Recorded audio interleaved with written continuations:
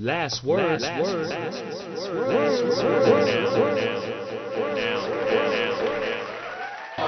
Hello, I'm David Squires, here with my co-hosts Denise Jackson and Will Levice, and this is the Last Word for Now, where we tell the stories that rarely get told. And one of the stories we're talking about today is how the stories are being told from different media.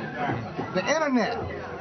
Will and I were at a session last week at Norfolk State University where we talked about how things have changed, how looking for a job in the media has changed, how preparing yourself for a job in the media has changed, how the days of getting a job on one newspaper or TV station, magazine, and staying 25 years, getting that gold watch, losing your family, gone. Smoking, losing your health, gone. Healthcare benefits for life, gone.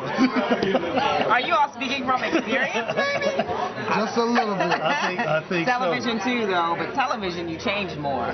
You know, you move from station to station, but even that's changed a lot also. A whole lot. Absolutely. And you know, I say one of the reasons why it's changed, again, people talk about the economy. You know, we talked about this in a previous segment. But the news media, particularly papers, have been seeing the internet and its impact coming for decades. I mean, you and I, David, we got started in the 90s. 95, ArizonaCentral.com.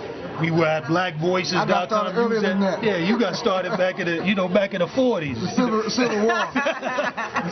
But newspapers saw this coming and failed to plan for it. A lot of the jobs that have been lost, like mine, like yours, is really about people failing to be able to plan for it, and then they do what? They take care of their friends. They hold on and they keep their friends in the business. And one of the things I see, particularly with grassroots organizations and small companies trying to get publicity, they don't understand that the days are gone when you could call a newspaper and have him basically rewrite your press release for you.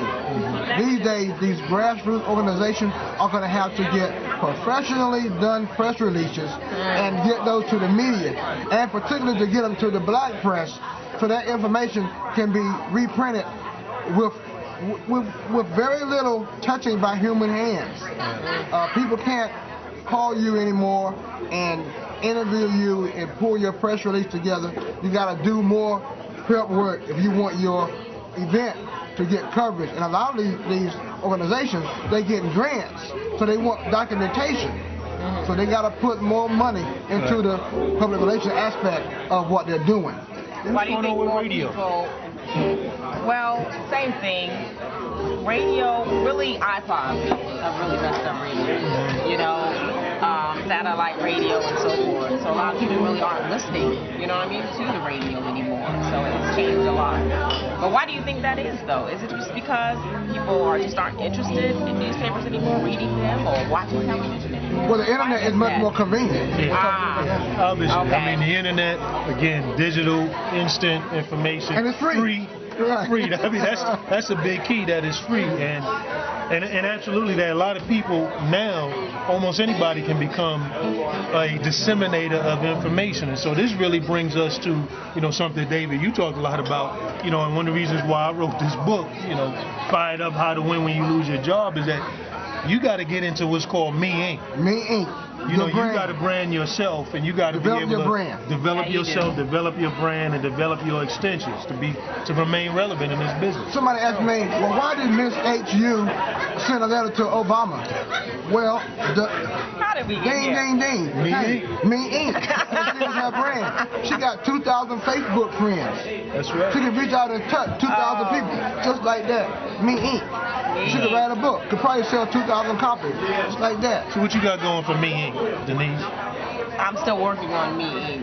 I like that, though. Well, I have my blog, dailypress.com, urban blog, and my column, dailypress.com, Squires, working on Me Inc. I hope to get my Facebook friend. Oh, such a selfish generation. Right, and I'm also writing books, doing professional speaking, and writing a column for the New Journal and Guide here in Norfolk area.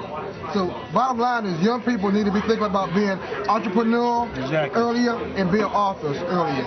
And that's the last word. For now. Last word. Last word. Last word.